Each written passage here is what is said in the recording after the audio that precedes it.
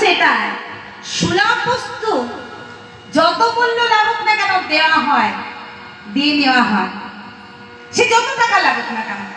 এই যে সোনার গহনা আমরা কিনছি 1.5 লাখ টাকা ভরি হলেও আমরা কিনবো, কারণ এটা সুলভ। তাহলে দুর্লভ কি? দুর্লভ হচ্ছে এই মানব জনম। বলে কেন দুর্লভ? দেখুন মা, এই 84 লক্ষ জনে যখন ভ্রমণ করছি আমাদের কর্ম দোষে, কই আমরা তো তখন মানুষ হতে পারছি না? পাচ্ছি না।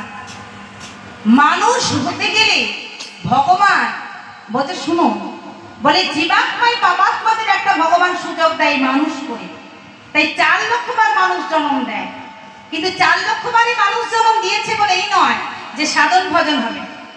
কখনো কানে শুনবে না, কখনো বদনে বলবে না, কখনো চোখে দেখতে পারবে না। 4 লক্ষ বারের মধ্যে এতগুলো ভোগ করতে হয়, এত কিছু হয়। আবার দেখবেন কখনো চলতে পারবে না, মানুষ জন্মে। কিন্তু তারপর এই যে জনি ঘুরতে ঘুরতে ভগবান একটিবার সুযোগ দেয় সাক্ষাৎ, মানে পরিপূর্ণ এই দেহের মানব জন্ম। কানেও শুনবে, বদনে বলবে, চোখে দেখবে, কথা বলতে পারবে, সব। কেন?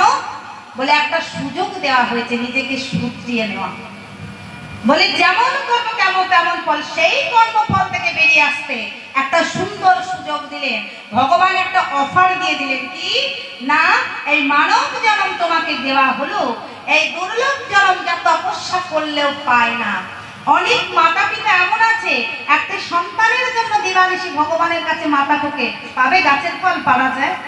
বলে এটাই হচ্ছে দুর্লভ, অত সস্তা না, অত সস্তা নাই যে পাওয়া যায়। ভগবান কৃপা না হলে মানুষ হওয়া যায় না। তাই বৃন্দাবনে এত পশু পাখি আছে, সবাই গোবিন্দ চরণ সেবা করতে পেরেছে? পারেনি। গোবিন্দ চরণ ধরে পেরে তো শ্যামলে ধবলেও তো গোবিন্দ চরণ লেহন করছে, গোবিন্দ চরণ সেবা করেছে। কিন্তু তাদেরও একটা দুঃখ, কেন? তারা নয়ন জলে পরিশ্রম করে গোবিন্দর চরণ তলে বসে বলেছে, ওগো গোবিন্দ, পেলাম পশু জনম, তোমার চরণ সেবা করলাম, তবু আমাদের হৃদয় নির্মল হলো না, আমি হৃদয়ে সুখ পেলাম না। বলে কেন পেলে না? এই তো আমি। বলে কি করে পাবো প্রভু? কারণ যে বদনে যদি একবার কৃষ্ণ নাম নাই বলতে পারলাম, এই জনমে যে বৃথা। তাই যদি কখনো তোমার কৃপা হয় ওগো দয়াময়, ওই কৃষ্ণ নাম করবার সুযোগ একটিবার করে দিও, করে